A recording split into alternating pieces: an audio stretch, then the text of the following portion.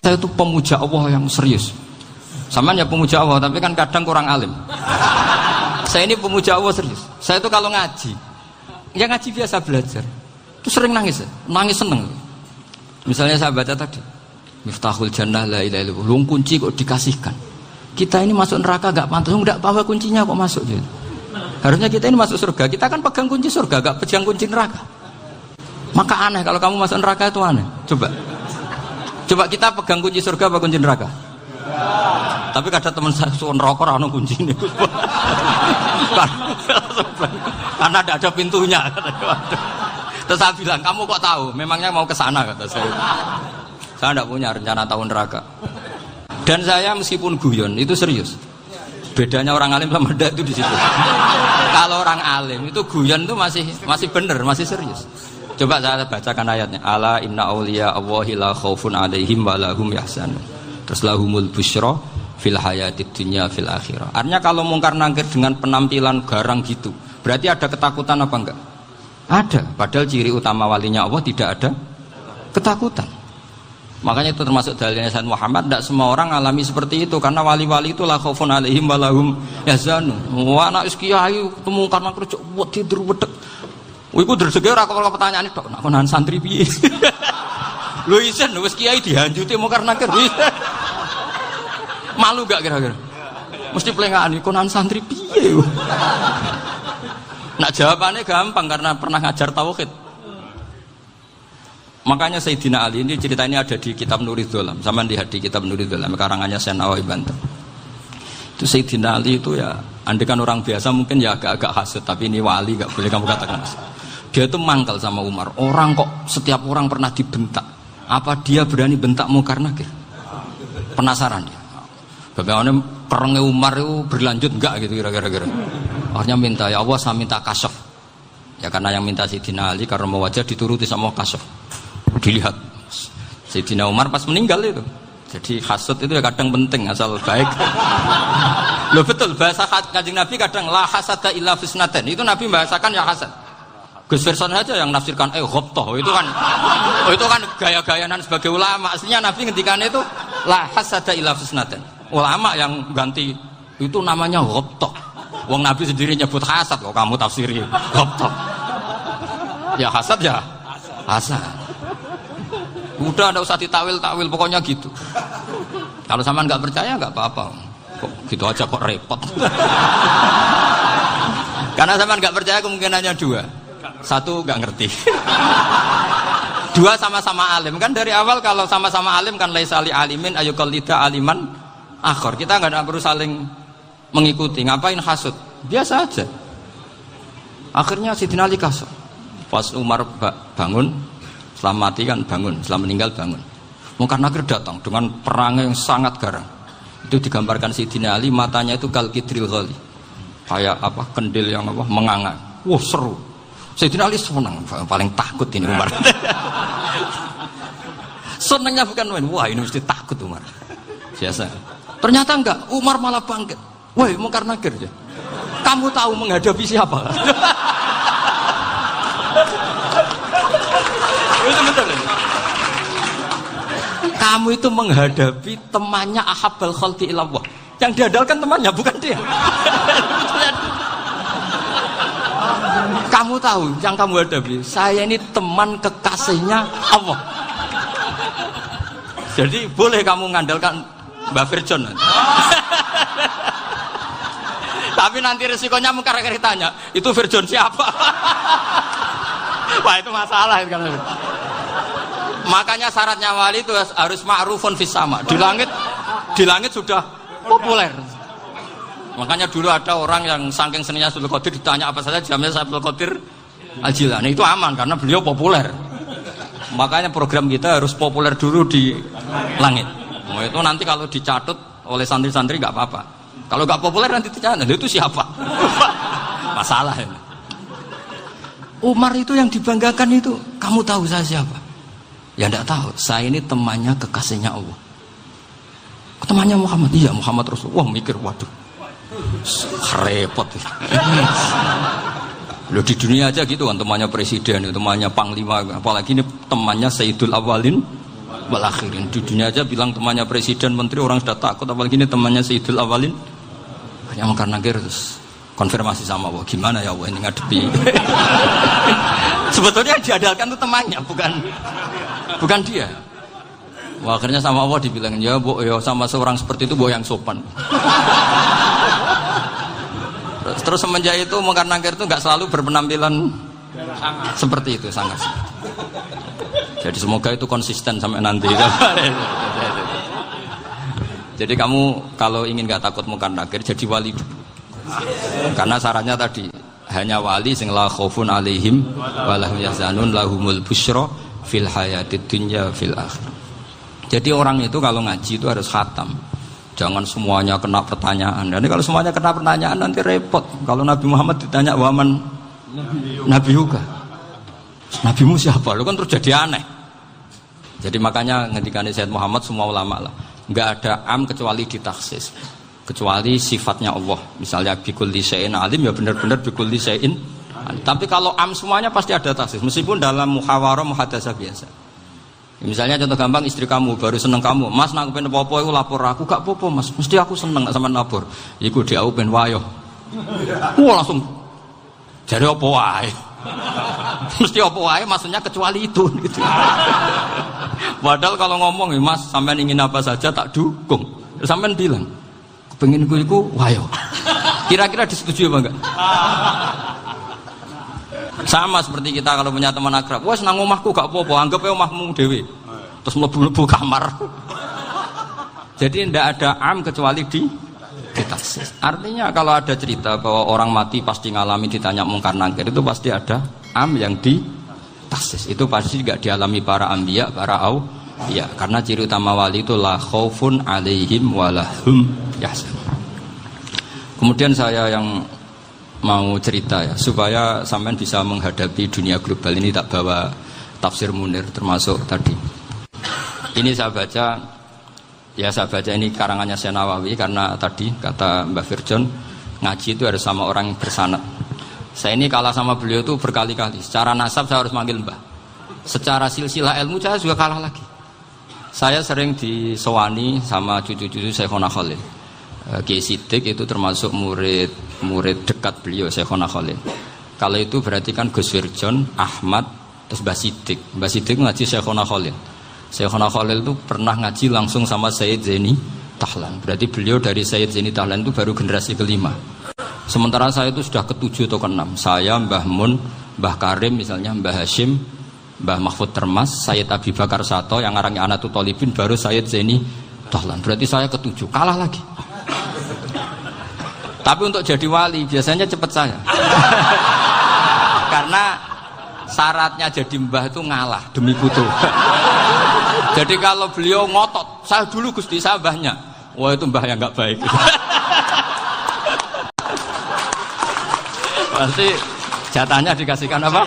Cucunya dulu. Makanya Abdul Muthalib itu orang yang dapat wangsit, tapi yang jadi nabi itu cucunya. Jadi dalil saya banyak. Sebenarnya Abdul Muthalib itu sudah sering dapat wangsit. Karena saya bahasakan wahyu, Nabi yang protes, enggak Nabi kok dapat wahyu. Tapi sebetulnya Abdul Muthalib itu masyhur. Kalimat-kalimatnya menunjukkan bahwa beliau itu sudah dapat wahyu kalau nanti cucunya itu jadi apa? Nabi. Makanya senangnya bukan main Abdul Muthalib sama Rasulullah. Putu seneng, mbah seneng putu. Jadi mungkin, jadi sampean enggak usah protes loh. Yang jadi wali kok cucunya. Dulu betul. Dulu Mbah Hamid Pasuruan itu kalau Mbah Ahmad Siddiq ke sana, Mbah Hamid Pasuruan kalau manggil Mbah Ahmad Siddiq itu paman. Tapi pamannya minta ijazah ke ponakan. Apa ya gara-gara itu memang. Kalau itu masih berlaku, apa? Ngalah tadi. Kayaknya masih apa? Hawane masih. Hawane masih. Karena melihat tren-tren langit masih gitu kayaknya masih. Masih itu. Ya. Tapi mbahnya tetap dapat jatah, tenang saja nanti. Tapi memang sebaiknya mbah itu legowo. Rasulullah Muhammad SAW itu terkenal min dzurriyyati Ibrahim.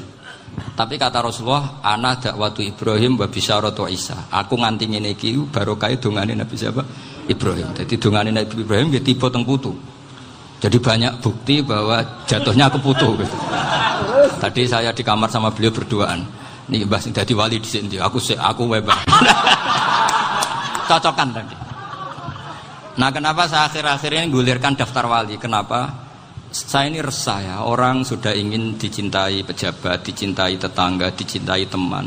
Tapi kadang-kadang orang lupa lagi dicintai Allah. Makanya saya meskipun guyon, tapi ini amdan, bukan sahwan. Supaya orang punya cita-cita lagi jadi wali, ingin dicintai Allah. Kita ini terlalu lama ingin dicintai makhluk. Mbok ya naik kelas sedikit lah. Ingin dicintai Allah Subhanahu wa Ta'ala. Meskipun saya guyon, tapi tadi guyon saya tuh lebih serius ketimbang serius Anda. Karena tak pikir. Saya tuh kalau pergi itu seneng ngebis, bukan karena saya tidak punya mobil, tapi saya sering mau butuh itu supaya gak diganggu. Karena saya tuh harus punya waktu sendiri. Kalau bis kan ketemu orang gak kenal, tapi sekarang ya gak susah, banyak yang kenal. Dan susahnya lagi gak minta ijazah, minta foto. Repot tuh. Mau dibenci itu umatnya Rasulullah Shallallahu Alaihi Wasallam.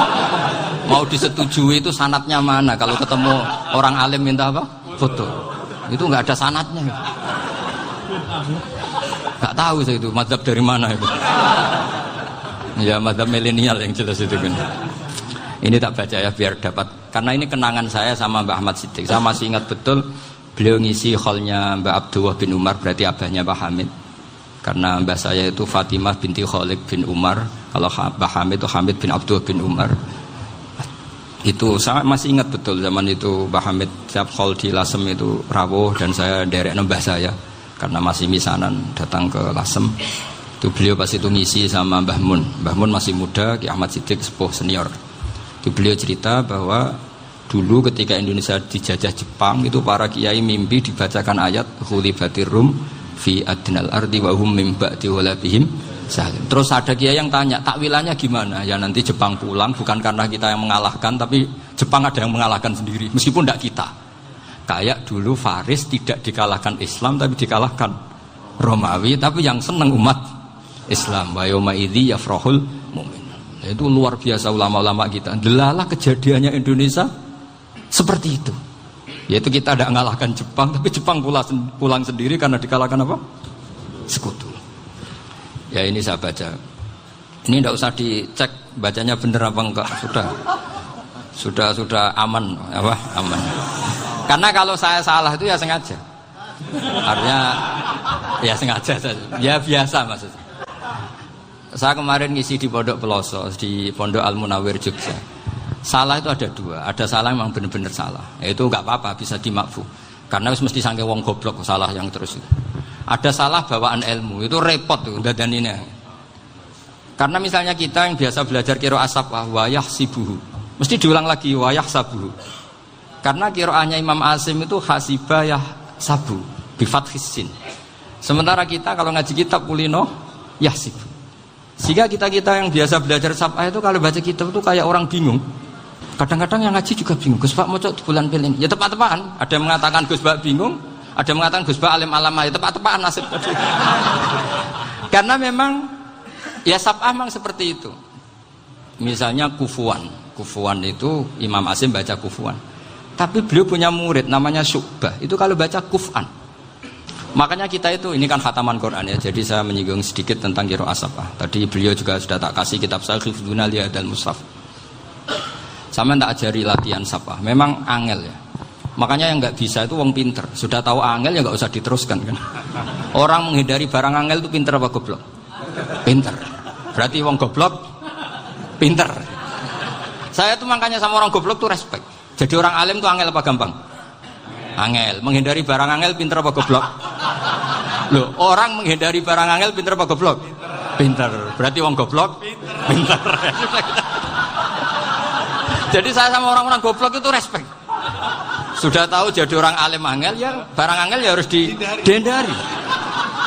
Makanya saya ini insya Allah umatnya Nabi yang termasuk yang terbaik. Amin. Karena mencintai umatnya Nabi termasuk yang goblok. Itu tidak gampang itu. Karena tadi sudah tahu ya. Seperti itu loh orang naik panjat pinang. Itu yang naik karena ingin hadiah. Yang nonton sudah tahu, wah licin kok dinaikin mau keplok ya. Tapi orang sepakat yang nonton juga pinter karena sudah tahu ribet kok Tuku ning pasar rak kena lha opo menek. Sama sampean juga gitu. Ngalim tafsir angel, ngalim fikih angel. Nek karek ngaji ngrekam kan gampang. Itu pinter apa goblok? Pinter. Iya. Makanya kula niku mbok burohno ngono tok. Saya tadi dinasihati Mbak Firjon, muga-muga hati saya selamat. Saya itu meskipun kata orang banyak, muhibbin saya banyak, tapi saya insya Allah tidak riya. Saya itu pakai kitab namanya Tasbidul Fuad, itu karangannya Said Abdul Al-Haddad. Ketika beliau punya muhibbin banyak ditanya, bagaimana ya Habib Anda menjaga hati Anda? Jamnya Said Abdul Al-Haddad itu unik. Innama azzamu Allah. Mereka itu sebenarnya menghormati Allah. Cuma butuh sarana, dan itu saya. Jadi saya tahu sampean semua itu mencintai Quran, mencintai sunnah Rasul, mencintai hadis-hadis Rasul. Cuma sampean kan karena nggak paham, terus manfaatkan saya. Jadi sebenarnya saya ini korban. Korban. Jadi saya mau riak gimana? Korban kok mau. Bangganya di mana tuh? Coba sampean misalnya ngaji tafsir, belajar sendiri kan susah. Terkibnya susah, maknanya susah, bahkan beli kitabnya kadang nggak kuat. Loh, untuk jadi alim tafsir itu kan harus beli kitab. Loh, saya sering belajar kitab itu jutaan. Tafsir Tobari, saya pernah beli kitab Fakhrur Razi itu berapa coba? 27 jilid. Karangannya Fakhrur, belum karangannya ulama modern, Imam Sya'rawi. Itu berapa jilid? Itu jutaan. Saya kemarin juga dihadiahi kitab Pak Quraish Shihab namanya Faidul Bari fi Syarhil Bukhari. Pak Quraish Shihab yang terkenal. Dia sering diskusi sama saya. Saya ngasih hadiah beliau ngasih hadiah saya. Oh itu harganya nggak kuat. Tidak kuat kadang di Indonesia nggak ada coba. Dan sama orang hebat menghindari kesulitan itu. Nah, kesulitan itu sebab ngaji ikut, kalau nggak paham dirukok rekamannya sudah gitu. Pinter mana sampean sama saya? Pinter sampean kan? Bikin sosis susah beli aja kok repot kan. Makanya nggak boleh orang bilang, wah aku goblok reso tafsir aku wong pinter. Makanya nanti kalau saya ketemu Nabi tidak termasuk orang yang mentahkir orang Islam. Kafa bil mari isman ayah kira akhahul muslim. Jadi cukup orang itu dosa kalau menyepelekan orang Islam. Termasuk darani sampean goblok itu dosa. Caranya nggak darani goblok ya tadi di logika tadi. Alim itu angel. Ngendari angel itu pinter. Berarti wong bodoh. Pintar ya sudah gitu. Tapi tetap bodoh. Tapi ini satu cara untuk saya respect gitu. Coba orang yang ngaji tafsir saya banyak, mungkin ribuan. Itu sebetulnya mencintai Quran. Karena Quran adalah kitab suci yang panduannya umat Islam. Sangat mencintai Quran. Terus kemudian mereka nggak paham. Terus mencari orang yang memahamkan. Burohno lah cara Jawa ini. Terus keren saya itu di mana coba? Lah terus mereka kurang ajarnya gini, kalau paham itu ya alhamdulillah paham. Kowe nak ngaji Gus Bae ngono tok.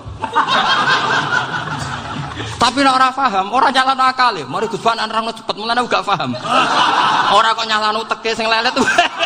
Oh kan masyaallah naudzubillah tenan. Sebetulnya tingkat kurang ajarnya tinggi Gus sebenarnya. Jadi kalau enggak paham itu kadang enggak nyalahno uteke. Kayak mau misalnya, mau mari mikir ra jelas. Padahal misalnya jelas ora mesti paham, bodoh. Paham? Jadi kata Said Abdul Haddad, innama azzamu Allah. Sebenarnya mereka itu sangat menghormati Allah. Makanya kita nggak perlu mengatakan wasilah itu kafir, nggak akan. Karena orang tawasul sama Rasulullah itu ingin dapat ridhonya Allah lewat orang yang dicintai Allah.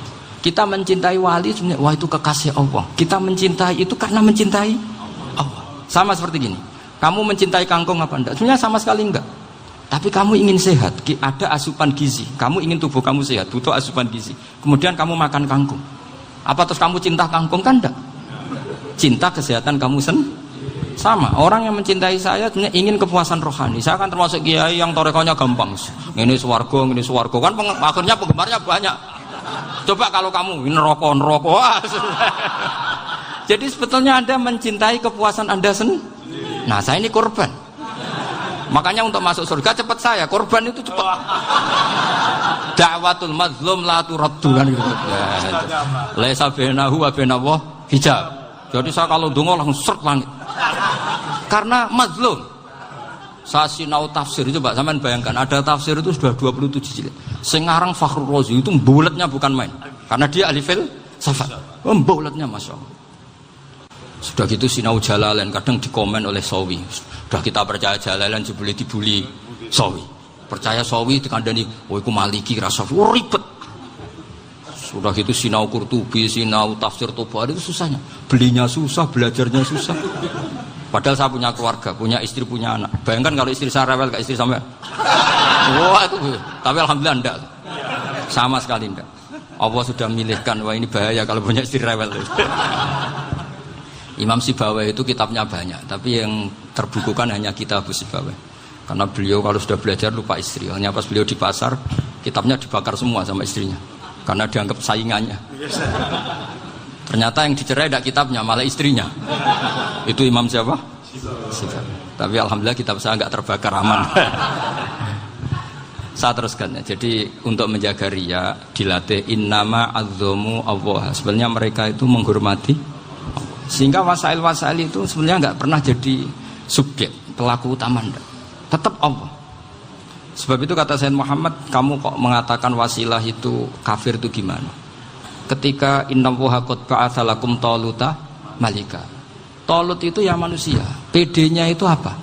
Inna ayata mulkihi ayyatiyakumut tabut fihi sakinatum mir rabbikum wa baqiyatum mimma taraka alu Musa wa alu Haruna tahmiluhul malaika. Jadi beliau PD itu kalau bawa sunduk semacam peti sakti, sing di situ ada baqiyatum mimma taraka alu Musa wa alu Haruna tahmiluhul malaika. Ya kayak semacam jimat. Tapi saya bukan mensyariatkan jimat enggak, karena nanti banyak penjual yang pembohong juga gitu loh. Cuma cerita, kamu tidak usah mengatakan kafir. Dulu Talut PD-nya kalau bawa sunduk semacam peti kesaktian yang di situ ada baqiyatum mimma taraka alu Musa wa alu Haruna tahmiluhul malaika. Sehingga Khalid bin Walid meskipun beliau sahabat dan menyaksikan wajah Rasulullah SAW, itu bawa sya'aratun min sya'aratihi Rasulullah SAW, bawa rambutnya Nabi. Perang kemana-mana itu diletakkan di pecinya. Nanti sama tanya lagi, masa pakai peci Khalid bin Walid ini? Wah panjang, sampai itu repot. Sampai tak warai ngaji usul fikih. Usul fikih itu kalau ngaji itu ada istilah tangkihul manat. Ini mestinya wilayah yang kita bisa berdebat sama Mbah Firjon. Dulu itu musuh saya karena saya makili Anwar, beliau makili Peloso. Tapi tahu-tahu kalah tua terus saya mengundurkan diri. Di fikih itu ada istilah, ada tangkihul manat, ada tahqiqul manat, ada tangkihul manat. Tangkih itu kira-kira gini, lafadz hadis itu dibuang sekian untuk tahu bahwa itu madarul hukmi. Misalnya gini, tak beri contoh paling gampang. Sama harus paham, kalau nggak paham nggak pinter-pinter. Ja'a a'rabiyun ila Rasulillah sallallahu alaihi wasallam. Ya karena ini menghormati Mbah Ahmad Siddiq, saya orang alim, jadi ngaji ini tetap ada suasana alim. Ya harus ada suasana alim. Nggak perlu jadi orang alim tadi, susah. Sudah ngedari susah itu pintar. Sudah itu aja. Jadi orang alim susah, ngedari barang susah pintar. Berarti orang tidak alim pintar. Nah, meskipun tetap sudah kita itu pegangi sampai mati nanti. Loh, jadi orang alim itu repot. Itu kata Imam Ghazali, kalau orang alim kalau mau masuk surga itu sama Allah nggak boleh. Kif, kamu nggak boleh langsung masuk surga. Coba cari umat kamu, syafaati dulu. Nah, saya takut nyari sampean tidak bisa kembali. Saya tidak punya rencana itu. Pokoknya mau masuk. Golek sampean kuaduan. Aduan balik raroh dewe, wah repot nanti saya. Berat jadi orang alim itu berat. Ya saya teruskan ya. Ada tangkihul manat. Ja'a a'rabiyun ila Rasulillah sallallahu alaihi wasallam. Faqala ahlaktu wa ma ahlakaka qal waqa'tu imraati fi nahari Ramadan. Ya sidang kita, saya ini rusak ya Rasulullah. Kenapa? Karena saya menjima istri saya fi nahari Ramadan. Terus kata Nabi, kamu harus bayar kafarah. Napa Nabi kafarah? Puasa 2 bulan. Wong baru 1 hari aja terjadi gitu kok disuruh puasa 2 bulan. Ya tidak kuat ya Rasulullah. Baru berapa hari saya puasa aja kecelakaan seperti itu. Apalagi kalau sampai 2 bulan. Tidak ya Rasulullah. Ya sudah kalau gitu kamu pertama ngasih makan apa? Itqu raqabah kan, pertama merdekakan budak. Tapi kan sekarang nggak ada budak makanya. Terus sekarang langsung puasa. Wah ini nggak bisa semua. Ya sudah ngasih makan orang 60. Kasihkan siapa ya Rasul? Ya orang fakir. Saya ini paling fakir. Di kampung saya ini orang paling fakir. Jadi mulai dulu orang fakir itu hubungan suami istri itu paling lancar. Mulai dulu. Makanya orang fakir itu anaknya banyak. Karena hiburannya hanya itu. Wong Ramadan aja. Coba. Mau ke ATM nggak punya uang, mau antri di bank nggak punya, mau apa coba? Itu mulai dulu. Ini sanatnya mutasil. Wah, akhirnya sudah sanksinya kan tadi ya idku raqabah atau puasa 2 bulan berturut-turut atau ngasih makan 60 orang miskin. Lalu kata ahli usul fikih, kata A'rabi dibuang, nggak menjadi catatan hukum. Orang kota pun kalau melakukan itu juga kena sanksi yang sama. Imro'atau juga dibuang. Andai kan itu dilakukan untuk amatnya juga ketentuannya sama. Nah sekarang perdebatan antara Imam Syafi'i dan Imam Malik begini. Sekarang pertanyaan gini, jima istri itu hukumnya boleh apa haram? Boleh kan? Lalu kalau ada orang tanpa udzur kemudian makan siang-siang, cara Imam Malik hukumnya sama, harus kena sanksi yang sama. Karena sama-sama hadku hurmati Ramadan bighairi udzrin syar'iyyin.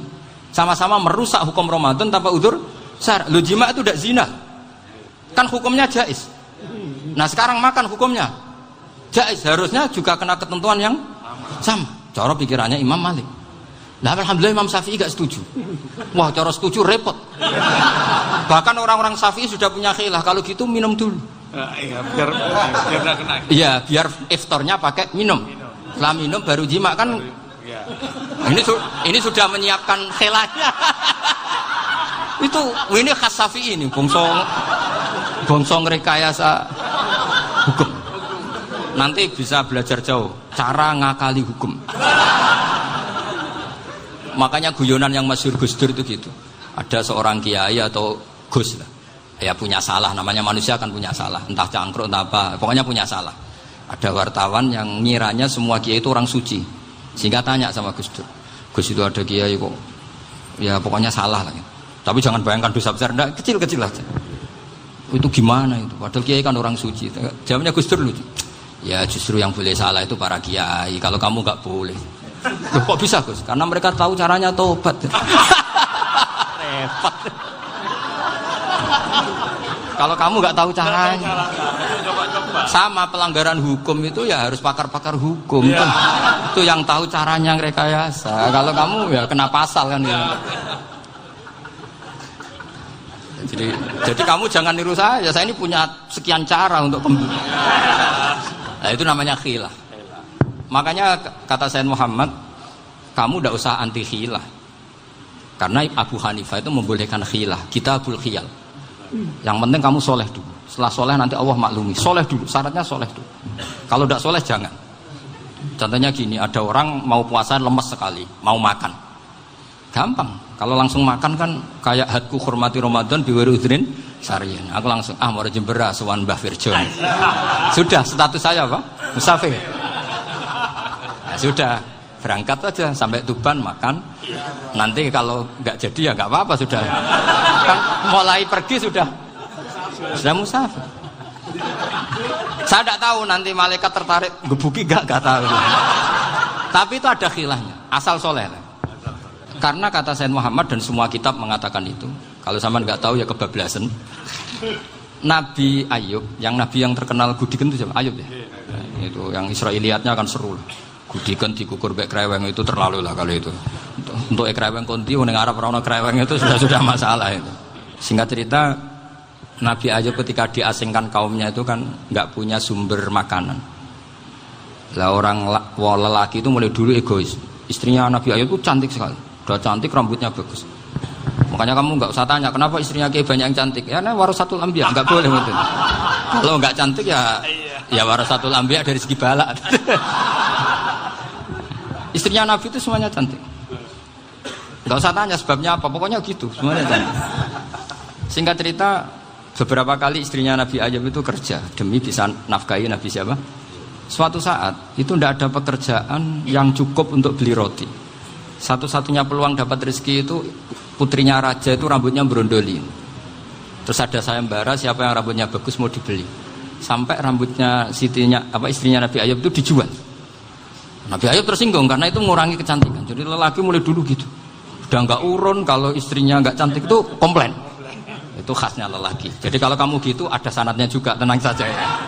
Komplain ya pegawaian itu. Saking mangkelnya Nabi Ayub terus ngendikan la adriban naki mi'ata sautin. Kamu akan saya pukuli dengan mi'ata sautin atau dengan 100 cambukan. Atau mi'ata dikhtin atau mi'ata apalah sesuai konteks zaman itu. Engko namanya pecut tuku konti kok ribet lagi. Singkat cerita, akhirnya ketahuan bahwa istrinya menjual itu demi Nabi Ayub. Allah nggak ridho kalau kekasihnya yaitu istrinya Nabi Ayub wis perjuangan kayak gitu malah kena hukuman. Tapi Allah juga nggak ingin kekasihnya yang bernama Ayub melanggar sumpah. Padahal beliau sudah sumpah, wallahi demi Allah nanti tak pukul dengan 100 kali. 100 kali dengan lidi lah misalnya, contoh yang gampang itu lidi. Akhirnya sama Allah dikasih satu solusi. Wa khud biyadika dikhsan fadrib bihi wala tahnas. Ya sudah, lidi itu ikat jumlahnya 100. Terus pukul sekali saja, anggap saja sudah 100. Iku pangeran sing wari ngakali ngono iku pangeran. Tapi syaratnya soleh. Syaratnya soleh. Jadi kalau kamu anti khilaf berarti anti ajarannya Allah di ayat itu. Wa khud biyadika dikhsan fadrib bihi wala tahnas. Itu dulu ada, ini cerita di Ithaf. Ini cerita terakhir, ini sudah, sama jangan nama sudah. Terus pengumuman tadi, yang nggak pernah sepuh ngutang saya itu haram. Karena tadi saya punya kewajiban di rumah yang bisa menggugurkan ya kewajiban yang lebih besar. Lebih besar itu ya tadi, bisa pernah guru, pernah sepuh. Yang jelas nggak umur. Umur sampean menangkap itu. Tua-tua serepot itu. Ada raja itu ganteng kaya, senengannya nikah perawan cantik. Oh, itu semua kampung mesti kenal. Mungkin digilir atau gimana pokoknya. Suatu saat ada pemuda suka sama perempuan yang di kampungnya, cantik sekali. Kemudian pemuda ini ternyata pekerja di kerajaan itu. Tiap hari ditanya, wah itu yang di kamu yang cantik siapa? Mau saya nikahin gini. Wah bahaya ini saingannya raja. Jadi yang dibidik pemuda tadi itu saingannya. Si raja ini orang yang namanya raja kan gengsinya tinggi. Kaifatang kihuha wa qad ra'aitu qad qabbalaha rajulun. Kobok nikahi, saya itu pernah melihat dicium lelaki. Wah, gak mau. Gak gelem, kadung ditambung lan waqat qabbalah rajulun. Saya pernah melihat sendiri qabbalah rajulun, dicium oleh lelaki. Wah, sudah gak minat raja langsung, gak keren. Suatu saat pemuda tadi nikahi perempuan itu. Rajanya marah-marah, kamu lelaki gak punya harga diri gini. Gak punya selera, gak punya harga diri, sudah pernah dicium orang kok tetap dinikah. Bilang ke raja, ta'rif manir rajul, lelaki itu siapa? Abuha. Kamu tahu lelaki itu siapa? Sopo? Abuha. Bapaknya. Saya kan hanya bilang rajulun. Pernah dicium lelaki. Lah pikirannya raja itu lelaki kue-kue ngene iki. Tapi butuhe canom mau raja ben gak sida, itu aja tuh. Baru kayak digulirkan gitu waqat qabbalah rajulun. Wah nggak mau. Setelah itu suatu saat pegawainya tadi nikahi perempuan. Kamu nggak punya harga diri gini. Kamu tahu mandir rajul apa abuha? Wah nak ngono aku gak poho-poho. Lah monggo sakniki wis bojo kula. Ora trimo wis diambung wis macam-macam. Lah itu namanya khilah. Apa? Khilah. Kalau di Balawa disebut tauriyah atau apalah. Tapi saya tidak ngajari sampean seperti itu. Sudah pinter sebelum saya ajarin. Bangsa ngakali kan sudah pinter. Saya kira demikian. Assalamualaikum.